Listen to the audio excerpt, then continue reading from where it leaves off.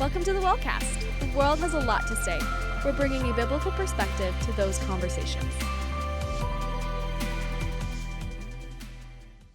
Welcome back, guys, to another WellCast. And as promised, a follow-up from last week's episode, Ask Your Pastor Anything, we have Ask Your Pastor's Wife Anything today.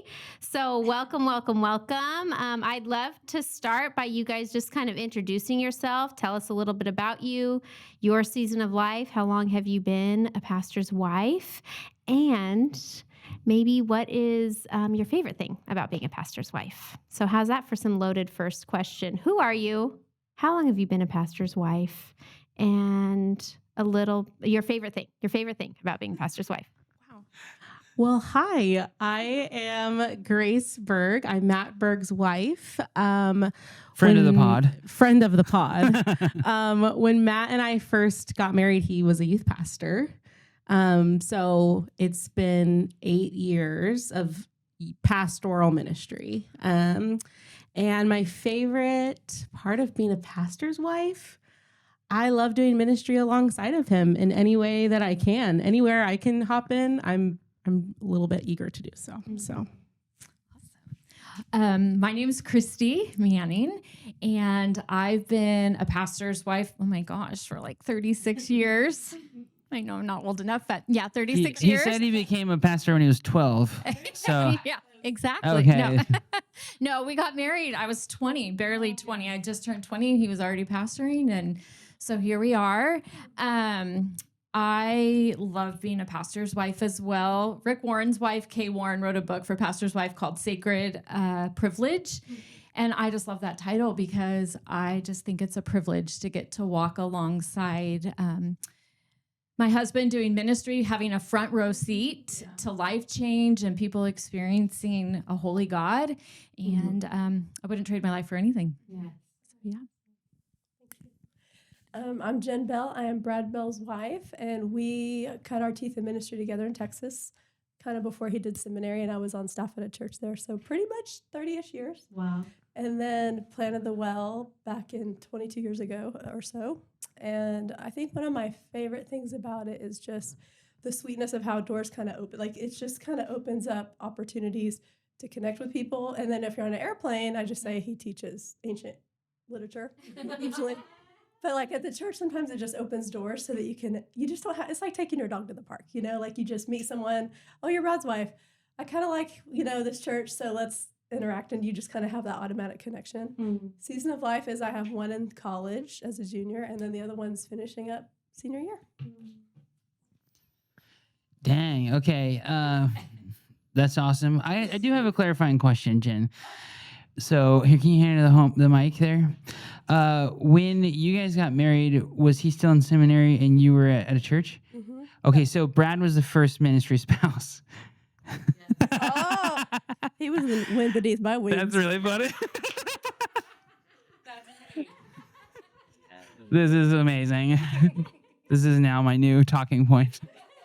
Okay, love that. I'd like to know, right off the bat, what would you say are the biggest challenges in being a pastor's wife and partnering with somebody who's in full-time ministry? Definitely guilt and unmet expectations. And it goes like this. I think we had a question that had to do with this. But basically, there's seasons where you feel like you're batting 1,000, just like anything in life. But with people, if you feel like you're letting people down and you tend to be a people pleaser, it's like, it really does feel like acid on your soul. Mm-hmm. And so I just feel like one of the things that also, you guys will ask in a little bit too, kind of connects with this, is just like giving us grace. We have different personalities. I've had health issues on and off. So sometimes I feel like those are the things too where God's like, back off. Mm-hmm. And just learning to be spirit-led, kind of like as we work through foundations. Here I am being a believer since after high school and a pastor's wife all these years, and yet I'm just now learning to trust what the Holy Spirit's telling me to do and not do. Yeah. Like having major FOMO, not getting to do women's Bible study right now, but I'm at the mission and I'm doing other things. But it's like that I would just beat myself up in the past, or people that you once got to see a lot and now you don't. You just miss them. Yeah. So I'd say sometimes that looks like people pleaser, sometimes guilt, but yeah. I would have to say ditto to that. I am definitely a people pleaser, and I love being involved in all the things. And so just being limited with time, having a family, it's just hard because I want to be a part of everything and I can't. So I have FOMO a lot. Yeah. Same. I work with young adults. Matt does as well, obviously. And there's a lot of unmet and unset expectations that I just will never be able to meet. And so that is definitely the challenge. And I think like within our marriage, the challenge of being in ministry is like having grace for each other, like being able to just extend that they are human just as they are ministering to other humans. So I think that that would be something I'd say as well. So Jen talked a little bit about expectations and things like that. Like how do the other two of you balance and deal with the possible expectations that maybe are set over, a pastor and his wife, right? And sometimes that has to do with like personality and things like that and who you are, how you're made. What was that what you were going to say? No, Oh. I was going to say maybe even share what are some of the expectations. Yeah. What is that you're feeling that we might be putting on you that we don't realize, and then how you deal with that. You want to take it, Christy?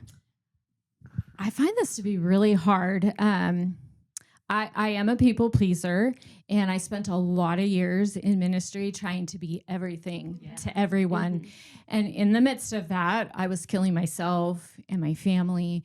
And so I have done the hard work of just being okay with who I am and who God has created me to be. And I've just had to stop apologizing. I love people the best I can, and I'm there the most I can in the best way I can. But I am going to let people down, and I'm human. And I just try to be upfront with that and be who I am. And actually, I have found people appreciate that. They appreciate just knowing who you really are and your flaws. Mm-hmm. And I think I isolated myself a lot by putting a perception of perfection out there and being everything to everyone. And when I finally got real, like, this is who I am and this is what I can do and this is all I can do, people are like, wow, thank you. You're actually real. And I can relate to that. So that's where I'm at. Same. I feel like I'm just learning this. Like literally like a year ago, like was laying in bed crying, like I will never be what everybody wants me to be. And to name those things, I think that there's sometimes unset expectations of like a pastor's wife will be at all of the things, or that she will minister alongside of her husband in a specific way. And a lot of people just have their own ideas and perceptions in their mind that we can never, I'm not a mind reader. We will never be able to meet those things. And so I had to let go of that year 7 and go, this is not, I have to be like courageously convicted to be myself.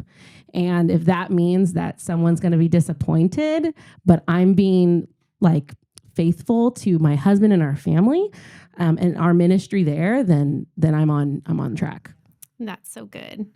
The people who submitted questions were so kind.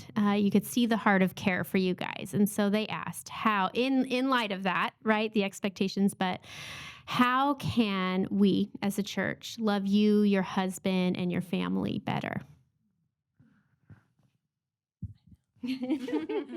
One small little tidbit about expectations. I've noticed over the years, with the wrinkles, like there's some things I have learned. And one of them is most of them I put on myself. That's right. And we never had an organ, but I kind of thought, oh, you're supposed to play the organ if you're the pastor's wife, or you're supposed to do women's ministry. When I met her and said, yay, she's the women's ministry gal, So it's just a freedom to kind of also let that go, because very few people have actually said it. Right. The rest of it, I'm filling in the blanks. I'm feeling like, oh, they're disappointed. And then maybe I ask them and they're like, what? So in terms of how they can love us, and this, I hope this doesn't sound too like churchy or pastor's wifey, but just love God. I mean, so much more. How many people in America call themselves Christian? 50, 60%. How many live it out under 10%? So the best thing you can do to help our husbands to have that energy to keep doing it is take what you're learning and then let it get to your heart, because that's the most exciting. I mean, every time he gets home from church, one of us, me or the girls, will say, did you have any really cool conversations? Because there's usually someone that will come up and say, wow, that one point or that one element, or this is where I'm growing, or this Bible study, or that, and it was the same thing doing women's ministry, just watching people grow. Just keeps any of it. I mean, pastor's wife or someone who's just in ministry serving as a leader. That's why we're doing this, because we're seeing life change and we're seeing growth. And that's the best thing you can do for all. And my girls love this church because they see, they're not seeing a fake, Brad's crazy yelling at them on a Tuesday. I mean, he's the real deal. He's exactly the same on a Tuesday as he is on a Sunday. And if our church is committed to living out the way of Jesus, what more can we ask? Yes. I agree. I don't have anything to add. Okay. Love God. You heard that. Okay, so nobody needs to bring you casseroles. Yeah, there's got to be. This is your opportunity to be like, go on. This was it. Okay, look at you, holy people, you. All right. Well, this was maybe, so some of the questions were personal. They want to get to know you a little better too. And one of the questions was, how have you guys worked through differences in your marriage? So what does that look like? If you know Matt Berg and you've met me, we are very different people in the best ways. Matt is extremely kind, patient, but like genuinely like a very shepherding heart. And I am a little bit more like, I go from A to Z like 100 miles an hour, like, and can kind of cut through the stuff and be like, like, so we're very different. The way we communicate is very different. And so this sounds really cheesy, but I'm sure you guys can agree. Honestly, like genuinely, like working through differences is like, we have submitted our lives to Jesus. Like we died. We died. Like our lives died so that we can like live our lives to the call of the glory of the gospel. That's it. And so everything we do falls under that banner. That's a really vague and 1,000-foot view answer. But genuinely, when we get into into the muck, which we do, as we all do, when we get into it, it usually we end up looking at each other and going, but you and I were in it for the long haul. Right. Like not even for each other, but like for the sake of the gospel. So what does this look like for us to come back together and unify? Yes. Yeah. I laughed when I saw this question because I'm like, we are very different too in every way. And unfortunately, I spent a lot of years trying to change Kevin to be like me because clearly my way is the right way. My thoughts are the right thoughts. Yes. And yes. Christy's ways are so much higher. Okay, I have pride issues, I know. But anyways, but honestly, I've had to repair a lot of the damage I caused. And I love that God is so gracious and he heals and he redeems. And what you said is what I had to learn, to die to myself, to take up my cross daily and learn to be humble. You know, scripture says, don't think of yourself better than others. Submit yourself to them. And so that's what I've had to do. But we've also just done some really practical things in our marriage, like go to marriage counseling to learn how to deal with our upbringings and how that played into our marriage. Re-engage. We've done re-engage multiple times. And I encourage everybody to do that because it gives you such a gospel perspective of marriage and to just, be humble before one another, accept your faults, accept differences, and love people where they're at. Like, now we start celebrating when we have something in common. We're like, high five. Like, yes, we have something in common. This is awesome. Yeah. And then just celebrating those differences. Amen. Yes. So I'm the one who always gets made fun of with my personality and my messiness and my chaotic brain, ADHD, what do you want to call it? But for us, it really is, it just comes down to the big picture of, and there's times I have to remind him, the dishes are clean. Just because you don't like how I loaded it, they're still clean. Mm-hmm. So I almost have to, as the accommodating personality, which I feel like you husbands are more like me, I have to say, I'm good enough. Like, I'm good enough for you. If I know most of his ex-girlfriends, there's like 20 of them. And I do not fit into which one of these is not like the other? They're all super fancy. And yet it's like I've had to just say this, it really works for us to be this different, opposites attract. I would have never put us together on paper, but I'm loving it. And here we are 25 years later, and the sweetest season is current. Like we really, really like each other right now. This whole month. No, just kidding. For the last 9 hours. It's been a whole month of just liking each other. I find it so interesting that when you're dating, it's like your differences that you're attracted to and draw you together, right? And then you get married and it's what repels you. Yeah, it's like, the enemy, he's so crafty. Yeah. Yeah, I think that was the theme of our premarital counseling, which was not bad, just different. Yeah. I think there's like a narrative out there, which is true in a lot of homes in ministry, which is like, sometimes married to church, sometimes in the family, sometimes. And I'm sure even in long ministry careers, there's been ups and downs. I'd be interested in hearing, how has the church and how has not necessarily the well, but just the church really blessed your family? And how have they come alongside you guys and loved you over the years? In what ways can you speak to?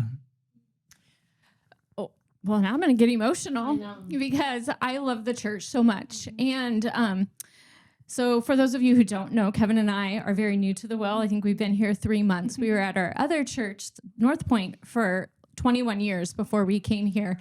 And leaving that church has probably been one of the biggest heartbreaks of my life because the people of that church helped me raise my children. They helped us heal in difficult times in our marriage.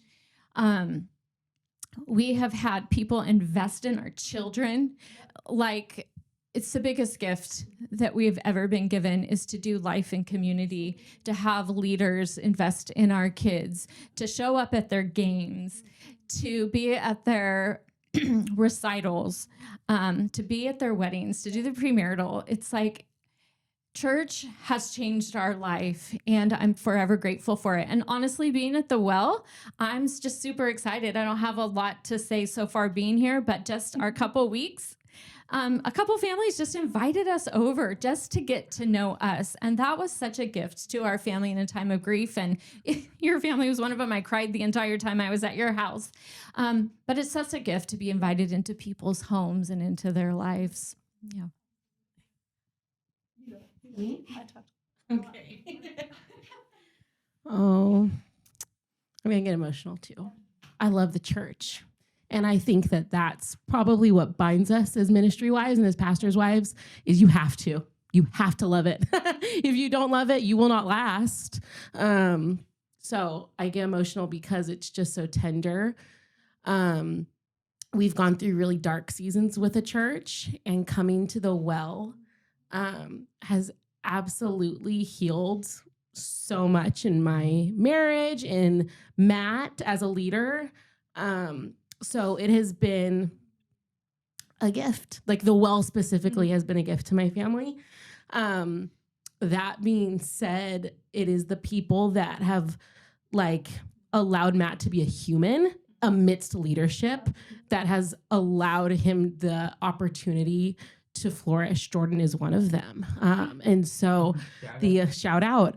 So the ability to be in leadership, but have your, I think it's Rolheiser that calls it your intimates, which is very creepy, but your people, your 1 to 5 people that are your heart people, to find those people and then to hold them as tight as you can and go, we're in covenantal committed relationship to each other within our church. We go to church together, we break bread together, we take communion together, and we confess our sins to each other. That's the stuff. And so that's been it for me.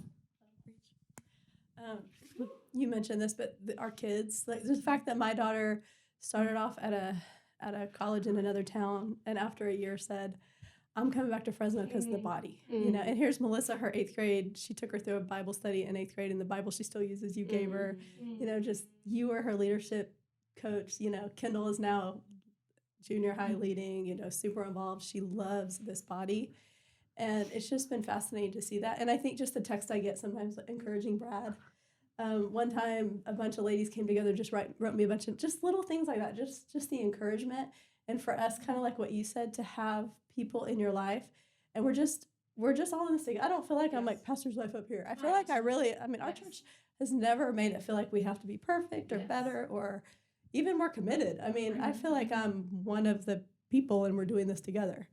But my role is to kind of make sure Brad stays healthy and that kind of stuff. So it's just a very interesting thing to look back and see what more matters than that my kids love the body of Christ. And it just happens to be called the Well. Very imperfect place. We all know that. There's issues, but it really is a healthy place. And my girls will always be involved wherever they are, somewhere in the church. Yeah. That's so beautiful. What you guys don't know is when your husbands were sharing, Jordan tried so hard to get them to make a shout out, and you just got 2 here from Grace and Jen as being. So, wow. But Jen, you talk about your girls, and this is what we all want, is our children to grow up and know the Lord and love God and love the church. And so we asked your husbands this question, but what advice do you have for raising girls in this day? Well, Kendall wanted to do my makeup for this. So I asked her while she was doing that, and she said, please don't let your kids have TikTok until they're at least 17. She said, I'm just seeing it fry brains. Wow. And she's only 18. But she's like, I feel like I was on a very dark path for about a year there where you just believe everything people are putting out there. And so she's like, Instagram, not a huge fan either till they're older, but please keep your kids. And so it's having that emotional connection because you got littles and you're starting that now. Mm-hmm. I love Feeding the Mouth That Bites You. It's a podcast and a book, and we've told people about it before, but it really is a mentality that I wish I would have found a little bit younger, because it's basically raising them to fly. So you're talking to them together earlier and saying, okay, so what do you think some things need to be in place before you're a junior, and you can stay out till 1 or whatever, By senior year, they really don't even have a curfew because you trust them. Mm-hmm. And I noticed Kendall kind of wants to just be at home with us anyway this year, but if you have different personalities and issues, you have to, figure that out for yourself. Mm-hmm. But I would just say figuring out ways to be emotionally connected to them, meet them in their world. Just when we were in the volleyball world, Brad and I were trying to go to the volleyball tournament, whatever it is that they're doing, but also get them to church. So I feel like a lot of our youth leaders, they kind of have, the kids are, I wish there's this middle ground with sports, because it's either like all or nothing. And so I'm seeing a little bit more like in-town tournaments and stuff, but just like, and for us too, Kendall said, you didn't force it on us. You didn't shove anything down our throat. And she goes, and now within the last year, my faith is literally just my own. So how do we navigate that? I think we have to figure it out based on their personalities and circumstances. And you've got some adopted and that kind of thing. So it's just being we talked about it constantly on a date night. Like, how are we doing, discipling our girls and that kind of thing. And then letting other people in and not feeling. The other thing is just be careful with codependence. Because a few of my friends whose kids went to college, their identity has been completely derailed. And they're saying, I think I was almost too involved. So it's very spirit-led with how it's going. Yeah. One of the beautiful things about being part of the church is my whole life is I've been able to watch godly families raise children, and I've taken note of that. And a couple years ago, I just started thinking, like, what are the common denominators in these families who I admire so much? And one of the main things is they bring their kids to church. The church is a priority in their life. And I think you can do that without cramming it down their throat. But I think I see a lot of families invest in a lot of things and not church. And then we wonder why church isn't a value to them. I would say that's the number one important thing. And that we as parents are the number one disciplers of our children. A lot of times people put that on the church and other people, but that's our job. And so as parents, I think it's imperative that we have vibrant walks with the Lord, and that it's genuine, and that our kids see that. And, it is a crazy world to be raising kids in right now. Sometimes I'm like, what are we doing? I don't want my kids to have children. It's too bad. But I'm like, For a time such as this, we are parenting these kids. God knew the time we'd be raising them in. And so as we seek the Lord and he gives us wisdom, I think it's important to follow hard after him and to not be afraid to be different, to stand out. We were the last holdouts on cell phones, on Snapchat, on Instagram. And for a while, my kids thought we were the worst parents ever. I just heard someone say the other day, when you're ready for your children to not have their childhood, give them a cell phone. And I'm like, you know what? It's so true. And looking back, I probably would have waited even longer. But, and then surrounding yourselves with a community of believers to raise your kids with, so that when you make these calls, you're not alone and your kids aren't alone, that you have other people doing it together. But it is such a privilege right now to be raising godly kids. And that's the other thing that Kevin has said our whole life. Our goal, Christy, is not to raise good kids. Our goal is to raise godly kids. And to raise godly kids, it looks a lot different than just raising good kids. So I'm really passionate about this topic. I didn't do it all right. We made a lot of mistakes. And I always am like, hey, what are my kids going to be in therapy for? But for the most part, they love Jesus, and I couldn't ask for anything more than that. That's pretty good. Yeah. Thank you guys. That's so thoughtful. A lot of these questions were geared towards like your family dynamics too, and just wondering, like how are you guys intentional with family time when there are so many time constraints and demands and things on being in ministry and partnering together, and you have little kids and you're gonna get to wherever you want to go? And so how do you make intentional time for one-on-one time with your spouse? How do you make intentional time for your family? This is one Matt and I are really passionate about, because you're right, like culture's coming at our kids 1,000 miles an hour. And not even like, I'm not even talking about like the big boogeyman in the closet. I'm more talking about like the rush and the hurry of it.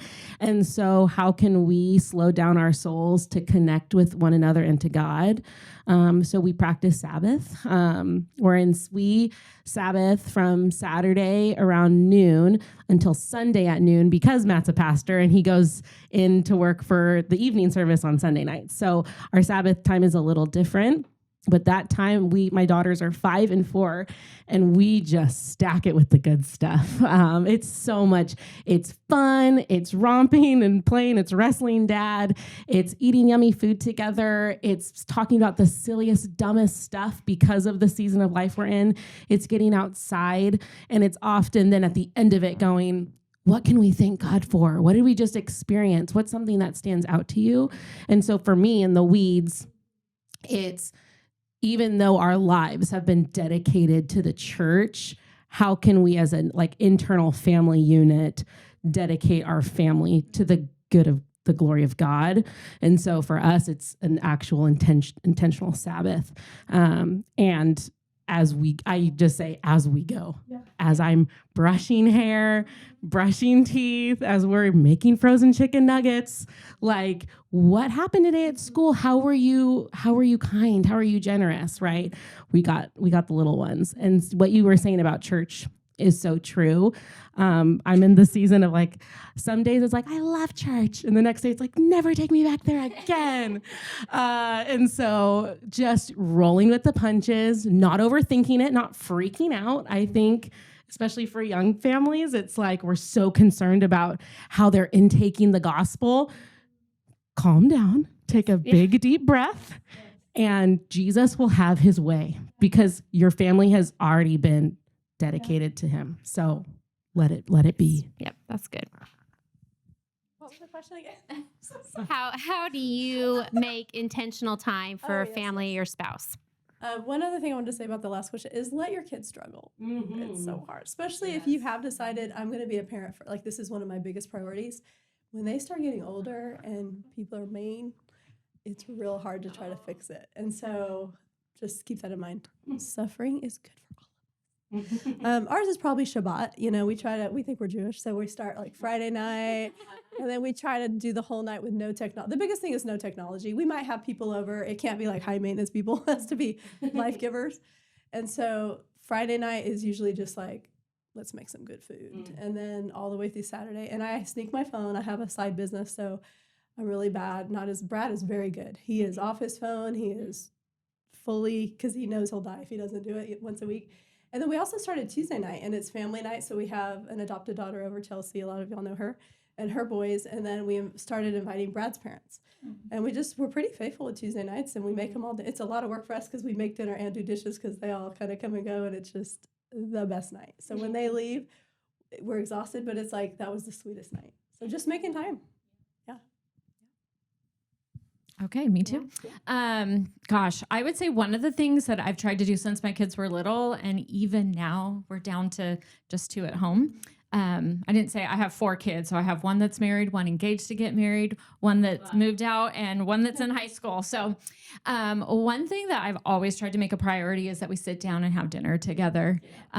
Sometimes we have to do dinner at 4:00 before sports, but trying to make that time where we connect. And then I was like, well, that's really nice, Christy. But when you get together now, everyone's arguing and picking each other apart. So then I'm like, okay, we're going to have some intentional discussion at dinner. So we've just started, I think somebody at Hume Lake said to talk about this, your high, your low, and how did you see God today? And so as much as possible, we try to have that conversation. And even when they come home, we try to have it. So yeah, just to connect a little bit. I love hearing so much connection around a dinner table. Oh, I believe in that. Bring it back. I love it. Even if it's frozen chicken nuggets, which you know it is sometimes. Okay, so maybe as we kind of wrap up here, a final question. Is there something you wish that we knew about you? Well, my family would say, you tell people everything about you, TMI, and more than they want to know. So, oh gosh, I would say at this season in my life, being new to the well, I think maybe I would just want people to know that I'm just dying to get connected and meet people. Coming from a place where I was very known and I knew a lot of people, it's been different being at the well and not really knowing anybody. So I just want to get to know people. So if people would just stop and say hi, and I'm always up for chips and salsa and Diet Coke and good conversation. Should we flash your phone number down here at the bottom? Yeah. I would probably, I don't know. The thing that comes to mind is kind of more for Brad. He didn't get to, but just knowing his heart. I mean, he's up praying in the middle of his heart for this body. He's probably more passionate now than he was at 28 when we started.